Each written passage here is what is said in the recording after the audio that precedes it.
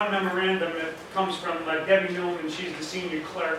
It's the April month-end ticket count, and it's the month-end count of tickets filed with the court by violation for April.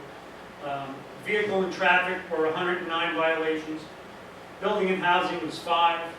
Quality of life was 41, and parking was 1,277. Now, I think this is very important because parking tickets are very high, and like I said, I think it's very important because everybody's working together to try and rectify a situation of parking and parking tickets alike. So it'll be interesting to see how it all plays out, you know, in the near future, with everybody coming together and making everybody wise to how to use the machines and, you know, how it's enforced. And so it'll be interesting to see how that parking number of tickets goes.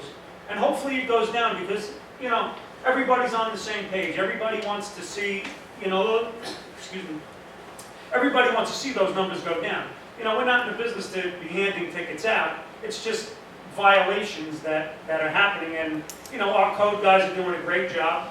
And so I think it's very important to have these numbers and to, you know, go over month by month and just see how things are going. So, Anything else? that's it. Just a quick comment. At the parking meeting that we had about a week ago, the idea of being a patch hog ambassador, you know, show somebody how to use a meter, and also just push the green button. Okay? A lot of people are getting tickets because they don't push the green button the second time. They walk away. Now, I was downtown waiting for the police officer last Friday. I was down there about an hour and a half. I showed about 5 people how to use a meter. I mean, I said so. Well, I mean, you know, it's a little hard to see if you're old and blind, you know. And you just got to push. A lot of people not. How many tickets people getting because they're not pushing the green button the second time? What is the mechanism the second time? That's when takes the money. And gives you your ticket. If you don't push the green button the second time, you don't activate.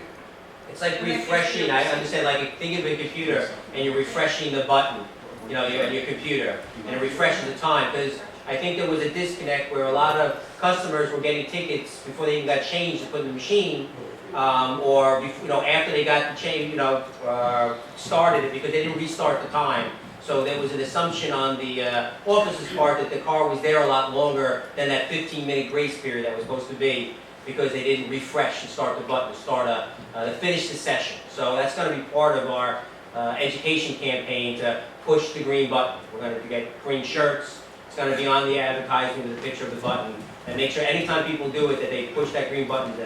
That's the last thing they do after they put the money in the machine. When I wandered down the road, That's what I do. Yeah. When I walk down the street, I just push the button. I reach it for change spots. Jack, your fingers are mighty small. It doesn't give change. That's right, David, thank you. It doesn't give change. But if you don't push it the second time, that money's in there. That's right. Yeah. But the computer says it's. Trustee Ferb.